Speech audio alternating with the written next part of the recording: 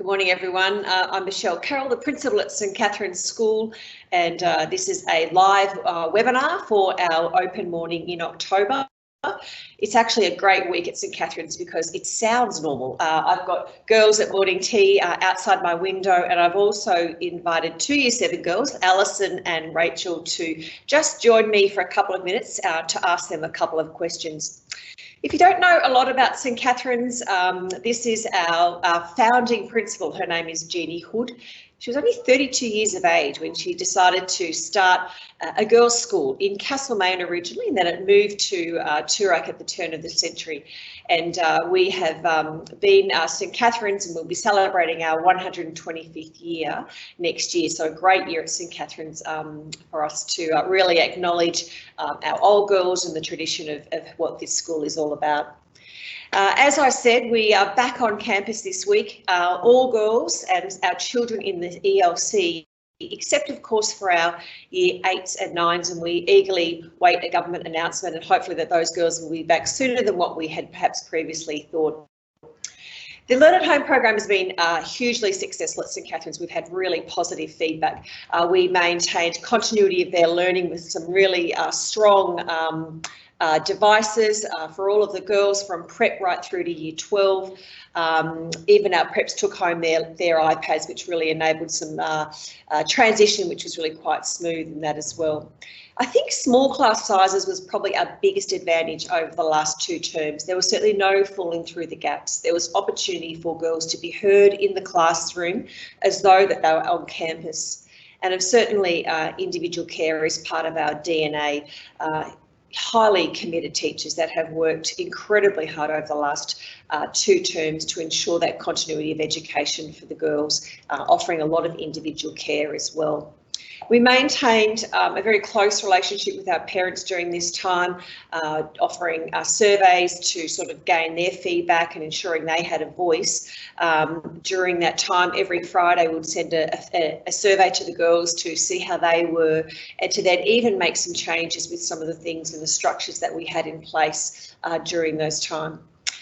We had a number of parent webinars as well to connect parents, but to also ensure that they were informed as they would be if they were allowed on campus as it was last term. So there's very much a genuine attention and certainly a very genuine care. Every one of our heads of years made a personal call to parents to really understand how their daughters were going. But I thought I won't keep Alison and Rachel too long from their morning tea, so I'm going to just keep the girls 1.5 metres apart, and I'm encouraging them to have a loud voice. We've got a couple of questions for them, but I thought I'd start with Rachel. So Rachel, I might get you to just come forward a little bit in front of the books there, and I'll get you to take your mask off so they can hear your voice and see your great face. But Rach has had netball training this morning, so that must have felt just so nice being on a netball court with friends. So Rachel's one of our Barbaric girls, so a big loud voice, Rach. I'm just sort of interested to hear what you loved most about Year 7. So you were on campus in term 1, and then in term 3 here and there a little bit, but what have you really liked about Year 7? I really liked the new opportunities that we're getting, the new teachers that we've had, and all the new curriculum that we're learning. Good girl. And what's been your favourite subject? I'm not sure. I really like all of my subjects, but I've really liked geography recently because we're building new livable cities. Yeah, that's nice. So they're building livable cities. And I think I'm interested to learn, or for parents to understand, what you learn about yourself in our Learn at Home program, or maybe what you realised about yourself. Well, I guess I learned that I can't knit because I tried doing that. But I've also learned that I work really well when I've got no distractions, and I just go ahead and start working. Yeah, good girl, well done. The one of the things that we did really understand with the girls was that they learned what sort of student they were, and that they could be a bit more independent with their learning than what they'd ever realised before. So it's been quite a journey for the girls. What are you most enjoying this week, being back on campus? Aside from seeing my friends, I'm really liking just being out of the house and being back in the classroom. Yeah, that's good. I guess, some wonderful family time during last term, but nice for the girls to have that routine of back to school. Thanks, Rach. Alison, we're going to swap places now, and I'll get you to take your mask off. So Alison is a beautiful pianist, and she has come across from Grimway with a number of girls. We always have a number of students that come from a number of schools in and around Toorak. But I guess, Alison, I'm interested to hear what you've really enjoyed about your Year 7 experience so far. I've enjoyed having a cohort of only girls because we're all going through the same things at the same times or similar times, instead of having like boys and girls. Yeah, that's nice. And what's been your favourite subject at school this year? Art or music. Okay. I'm very musical because I do tap. That has lots to do with your feet and stuff. So you're constantly tapping. That's really nice. And what have you learned about yourself, during the time where you were learning at home? I've learned that I can work by myself because usually I'm like, I want to work with partners, but I can work by myself and I can thrive in that situation. Yeah, that's good. It's been a really great lesson in self-discovery. And what's been the best thing about this week? Other than seeing my friends, like being able to ask the teacher questions and actually being able to answer them. Yeah. So normally our girls in class, if they were online, would message the teachers, but having that verbal interaction you really can't replace. That's good. So they're 2 Year 7s. We are so proud of our Year 7s this year. They've done a tremendous job, and I think this week we are very mindful that they are reconnecting socially. I think that's probably our first role with the girls this week. And then also just checking if there are any gaps academically, and that may then inform what the girls are doing, particularly in some of those subjects where there's a strong numeracy element or a science element.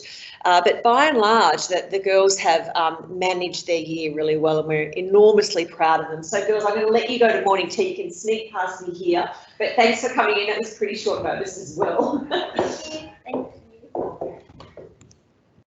Of course, for our parents as well, we've really ensured a strong connection with them. Many parents were managing their own work life at home, and also, managing children. So just sort of recognising and reassuring them, cultivating an attitude of gratitude with the girls, communicating openly and ensuring our parents were in touch with us, encouraging some real COVID-free conversations with families, allowing their daughters to sort of have a sense of control, even though things were feeling very weird and odd and perhaps what they were watching on the news. So we've had a lot of advice and care for our parents as well, and that's been certainly greatly appreciated.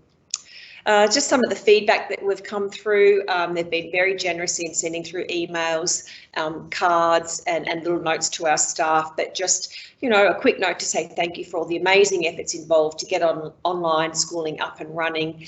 It's such trying times. The teachers are so upbeat and have ensured the children are fully engaged. Well done to everyone. And a junior school parent, we'd like to express our deep gratitude for the way the school has handled the COVID-19 pandemic.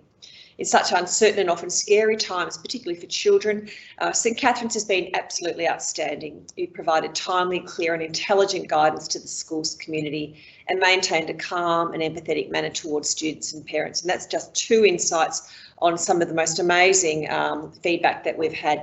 This was just a snapshot of term 3 for us.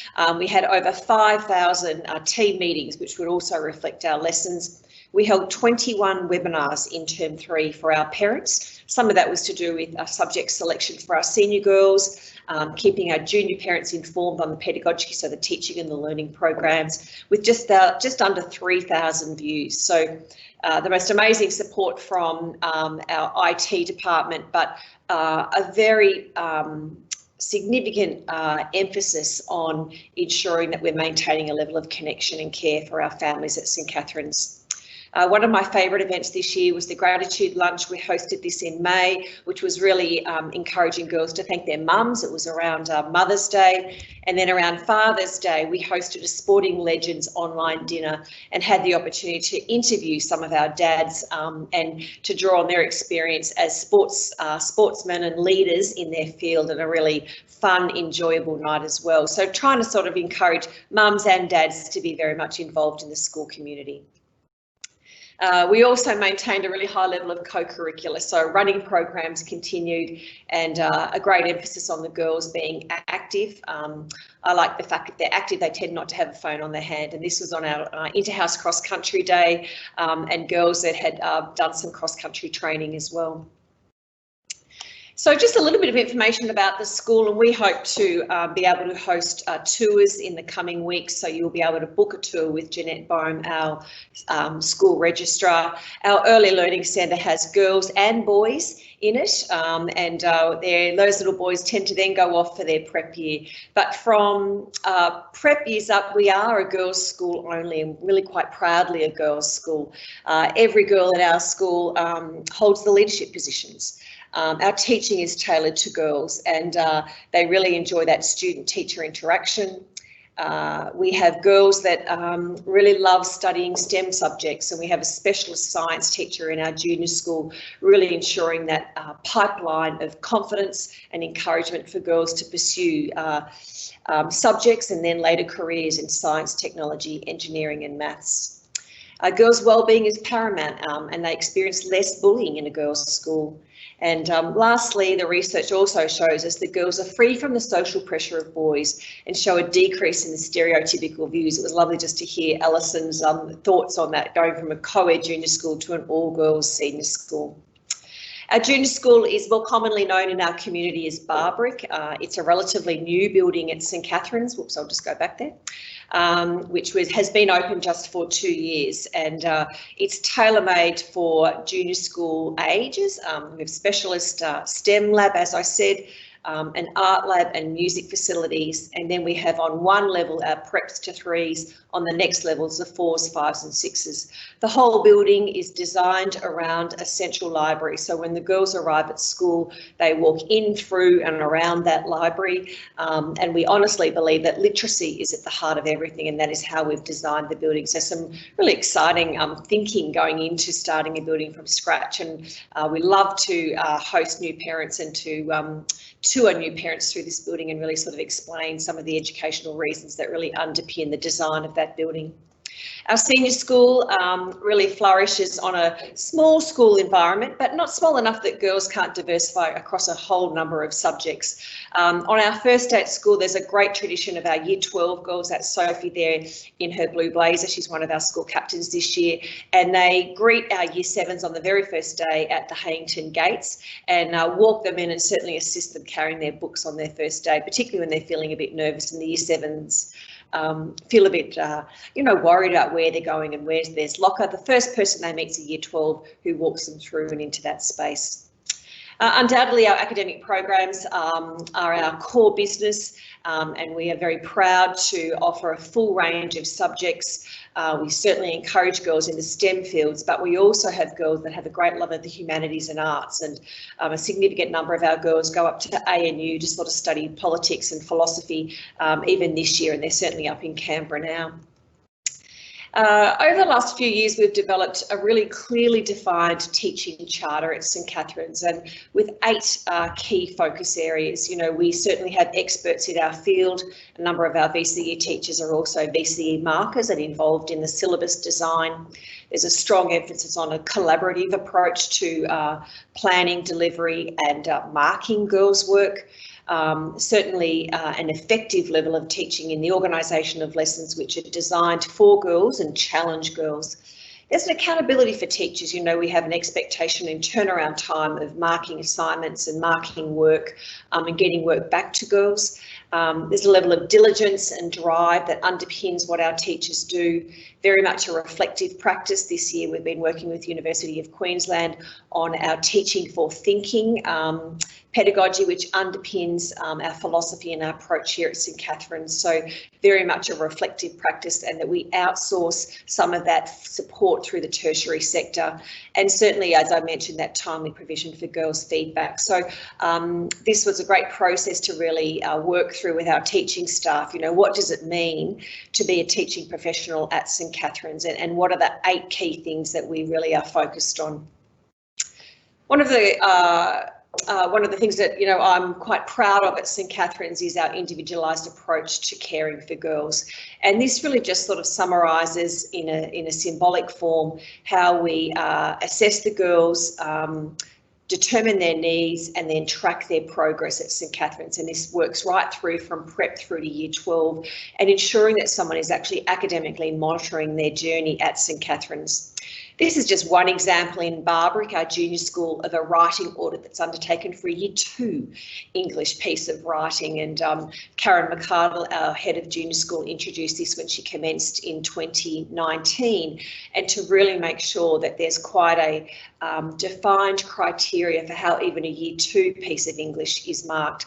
And of course, the girls are then tracked across the year. So if there's a green square below that criteria, it means that they are understanding it and already demonstrating that. If it's an orange square, it means that they are on the way, and red means there's still some work to do, and they would then track that progress for the girls.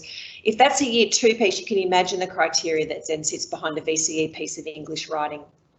Over the last few years, we have really reshaped our timetable here at St Catherine's, and that's been informed by this gentleman, Andreas Schleicher, who's the director at OECD for Education and Skills. That's a global role that he has. And when he assessed the Australian curriculum, he determined that it was a mile wide and an inch deep. And he really, and I think this will resonate with many parents who've been watching what your children have been doing at home, where there can be a lot of coverage across a number of subjects, but not a lot of depth. And so we've really taken that feedback from Andreas and really started to shape our curriculum in how that can sort of then inform what we do. Our other interesting sort of feedback that we've also worked with is ensuring that students have a T-shaped approach to their learning, and this comes from the work of Alan Finkel, who's Australia's chief scientist. And he understands the need for students in today's schools to have cross-discipline competence, which is the 21st century schools, problem solving, teamwork, determination, but not at the expense of a depth of discipline expertise, and really ensuring students have enough time to develop a depth of expertise in the sciences, in the maths and in the English. So we've taken both of this feedback and really sort of shaped what our model here at St Catherine's looks like. One of the changes that we made in 2019 was to remove our Year 10 core science program and to allow full semester electives in chemistry, physics, biology and also psychology. So the girls tripled their time in these subjects that they could elect to do. We were able to then pull down VCE work into the Year 10 course, and it really allowed that great transition into the VCE program. So some of this remodelling of our timetable that we undertook in 2019 and we've continued in 2020 was to ensure depth of knowledge, to allow time for sort of problem solving, and to ensure a VCE readiness for when the girls transition into year 11 and 12. This was some of the feedback that the teachers gave us, that, this remodelling gave a deeper understanding of the science disciplines. There was a depth of knowledge that was enabled. There were key skills and assessment structures from the VCE that they were able to implement. And they were also enormously proud of the girls who really embraced the challenges and managed this VCE style of learning. Some of the work, as I said, we are doing at the moment is with the University of Queensland, which is a teaching for thinking agenda that we are running here. And some of the key questions that our teaching staff are looking at is, how do you know students are thinking in your classroom? How do you as a teacher plan for student thinking? and how do you give feedback on students' thinking. And education today has moved well beyond just learning content and regurgitating that in exam. Girls need to problem solve, they need to evaluate a range of information, and we are really quite deliberate in developing the cognition that sits behind that. So our focus on our Teaching for Thinking agenda has been quite an exciting journey. We've really loved working with the University of Queensland, and it allowed us to transition into the Learn at Home program, I think, with greater ease as well. At St Catherine's, we're really proud of our VCE scores every year. We have study scores above 45, which is placing students in the top 2 and 3% in the state, right across every faculty. I think our strongest faculty year on year is English, which I think is always an interesting benchmark because every student undertakes English, but many of our girls would be 40 or above in English, over half the cohort for about 5 years straight now. So a really strong literacy program, and it culminates in great English scores across VCE. Some of the tertiary offers, so most of the girls would be placed at Monash University, RMIT or Melbourne, across a range of fields, 37 different fields last year, stretching from girls wanting to do medicine, across the arts and commerce. We also have students that would be looking to go interstate. So as I mentioned before, studying at ANU is quite a popular destination. I think 7 of our girls already have early offers for next year to go to ANU, and they're really excited to sort of pursue those areas in the humanities. So philosophy, a strong politics program, and also economics. And then every year we have girls that look abroad to study. So girls at Oxford, Cambridge, the University College in London, and also America. We've got a student that's currently studying in Princeton and at UCL as well. 24% of our girls also pursue double degrees as well, generally offered at Monash University. So we love staying in touch with those girls and tracking their journey. Many in a normal pre-COVID year would also look to study for a semester overseas at partner universities as well. Just some examples of where the girls go every year. That STEM statistic is a bit low. Normally that's around 30%. A number of girls going into commerce and politics subjects. Health and medicine always sits at around 15 to 20%, and certainly the arts with interest in design and marketing very strong at RMIT, and some of the new courses at Monash that are also offered. Of course, what underpins our academic program is our wellbeing. Our program here is called Wellbeing at St Catherine's We Thrive. Our Deputy Principal, Merrin O'Connor, has worked very closely with Swinburne University to develop a year-on-year program that extends right through from our ELC to Year 12 and also incorporates a program of We Share for our Illawarra boarding house. This week we've had a strong focus with our Year 11s on leadership. All of the girls that have just been shortlisted for our school captain, which they made some presentations to the school yesterday, have undertaken their leadership diploma in Year 9 and Year 10, which then makes them eligible for the school captaincy role. So there's that real changing of the guard few weeks that occurs in Term 3 and Term 4 as our Year 12s turn to really prepare for their VCE exams, and our Year 11s love that opportunity to step up into their leadership positions. And of course, the other aspect that keeps St Catherine's girls busy is the co-curricular programs, and that's underpinned by these pillars of resilience and persistence, confidence and responsibility, creativity, creative thinking and cultural learning in our debating and exchange programs, communication and collaboration, and certainly personal endeavour and aspiration. St Catherine's girls love playing sport. It was so nice to see Rachel in her tracksuit and fleecy because she'd had netball training this morning, and this is one of these activities where girls opt in to their sports participation, and I look forward to a time in the next few weeks and then next year when the girls can return to those activities at school that they just love, and they have an opportunity to participate and enjoy the company of their friends and older students as well beyond what the classroom offers. St Catherine's has a strong running program that underpins all of our sport.